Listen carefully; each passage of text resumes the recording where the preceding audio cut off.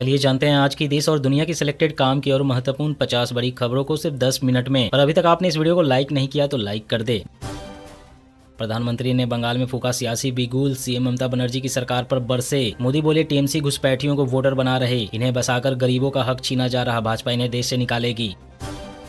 UPI से निकाल सकेंगे पीएफ का पैसा, अप्रैल तक लॉन्च होगा नया सिस्टम, इससे जरूरत के समय तुरंत पैसा मिल सकेगा। जी हां, अब यूपीआई से पीएफ का पैसा निकालने की सुविधा मिलेगी। केंद्रीय श्रम मंत्रालय इस प्रोजेक्ट पर काम कर रहा है और इसे अप्रैल 2026 तक रोल आउट करने का लक्ष्य रखा गया है। इस सुविधा के शुरू होने से क्लेम सेटलमेंट की लंबी प्रक्रिया खत्म हो जाएगी और मेंबर्स को तुरंत फंड मिल जाएगा।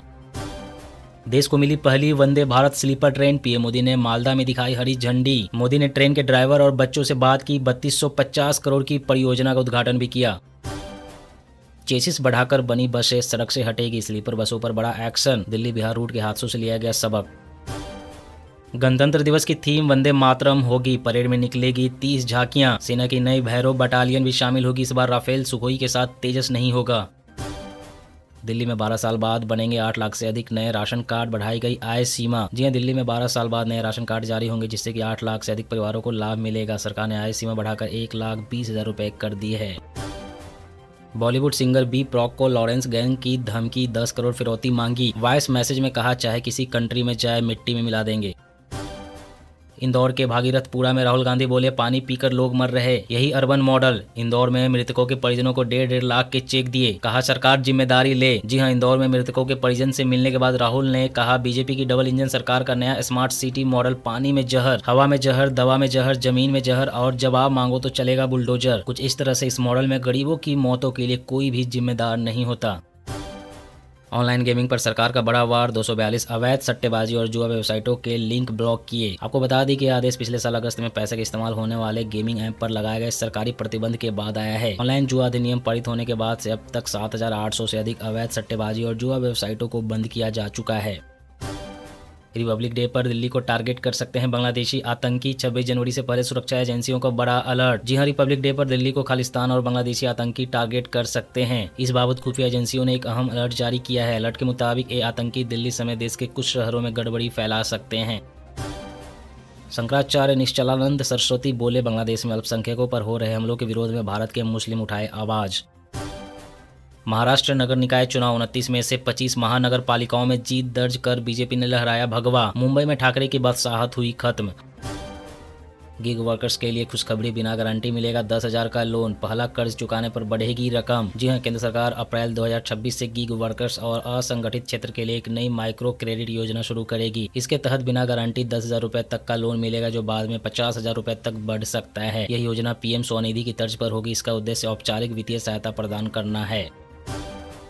मतदाताओं को अब नहीं काटने होंगे दफ्तरों के चक्कर, बीएलओ से सीधे जुड़ने के लिए बुक एक कॉल सेवा शुरू। जी हां, भारत निर्वाचन आयोग ने मतदाताओं के लिए बुक एक कॉल विद बीएलओ सेवा शुरू की है। अब मतदाता अपने विधानसभा क्षेत्र, फोन नंबर और बूथ नंबर की जानकारी देकर बीएलओ से सीधे संपर्क कर सकते हैं। बीएलओ 48 घंटे के भीतर कॉल करके समस्याओं का समाधान करेंगे। इससे मतदाताओं को दफ्तरों के चक्कर नहीं काटने पड़ेंगे और घर बैठे ही नाम जुड़वाने, कटवाने या संशोधन जैसे काम हो सकेंगे।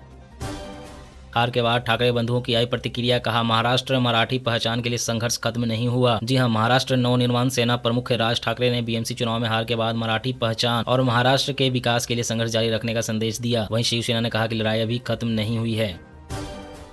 हरियाणा में महिलाओं को अब 2100 रुपए के बजाय 1100 रुपए मिलेंगे। लाडो लक्ष्मी योजना में बदलाव, सीएम सैनी बोले 1000 रुपए की आरडी एफडी कराएगी सरकार। यात्रीगण ध्यान दे, आज 177 ट्रेनें लेट है। घने कोहरे ने दिल्ली एनसीआर से पंजाब तक रोकी ट्रेनों की रफ्तार। अगले 5 दिन बिगड़ा रहेगा मौसम। जी हां, दिल्ली एनसीआर में विजिबिलिटी बेहद कम होने के कारण राजधानी आने वाली लगभग सभी प्रमुख ट्रेनों पर असर पड़ा है। प्रयागराज, कानपुर, लखनऊ, गाजियाबाद, मेरठ, आगरा और झांसी डिवीजन की ट्रेनों में भारी देरी दर्ज की गई है, जिसमें कि कुछ ट्रेनें 3 से 5 घंटे तक लेट है। केंद्र से 114 अतिरिक्त राफेल लड़ाकू विमानों की खरीद को मिली मंजूरी, सीसीएस में लगेगा अंतिम मुहर। जी हां, भारत की वायु रक्षा को मजबूती देने के लिए केंद्र सरकार ने 114 अतिरिक्त राफेल लड़ाकू विमानों की खरीद को मंजूरी दी है। प्रस्ताव अब रक्षा अधिग्रहण परिषद के पास जाएगा। महाकाल के दरबार में टीम इंडिया की हाजिरी, मैच से पहले कोहली, कुलदीप ने महाकाल के दर्शन किए। भस्म आरती में शामिल हुए, तिलक लगाकर नंदी हॉल में जाप करते नजर आए। 31 जनवरी से 10 मेट्रो स्टेशनों पर मिलेगी बाइक, टैक्सी, ऑटो और कैब सेवाएं। डीएमआरसी की नई पहल। जी हां, दिल्ली मेट्रो के यात्रियों को जल्द ही घर जाने के लिए आसान सफर मिलेगा। 31 जनवरी से दिल्ली मेट्रो रेल कॉर्पोरेशन 10 व्यस्त मेट्रो स्टेशनों से बाइक, टैक्सी, ऑटो रिक्शा और कैब सर्विस देना शुरू कर देगा। मुंबई में शिंदे के सभी 29 पार्षद होटल में शिफ्ट। मेयर के लिए भाजपा को 25 पार्षद चाहिए। कैबिनेट मीटिंग में नहीं पहुंचे शिंदे। अजीत। चांदी इस हफ्ते 40,000 रुपये बढ़कर 2,82,000 पर पहुंचा। सोना 4,471 रुपये महंगा होकर 1,41,000 रुपये प्रति 10 ग्राम हुआ। ईरान में जारी हिंसा के बीच भारतीय नागरिक दिल्ली लौटे। दिल्ली एयरपोर्ट पर फूट फूट कर रोए। कहा वहां इंटरनेट नहीं, हालात बदतर। भारत सरकार का धन्यवाद किया। आपको बता दें कि ईरान में महंगाई के विरोध में 28 दिसंबर से हिंसक प्रदर्शन जारी है, जिसमें अभी तक 3,000 से ज्यादा लोगों की मौतें हो चुकी है। बीजेपी बोली, पश्चिम बंगाल की सीएम ममता 10,000 रुपए में बांग्लादेशी रोहिंग्या को नागरिकता दे रही है, इसलिए ईडी छापे से घबरा गई। उनको चेतावनी है, बंगाल बांटकर चुनाव नहीं जीत सकती। मोतिहारी में दुनिया का सबसे बड़ा शिवलिंग। वाराणसी अयोध्या के पंडितों ने की पूजा। हेलीकॉप्टर से बरसे फूल। हर हर महादेव से गूंजा रामायण मंदिर।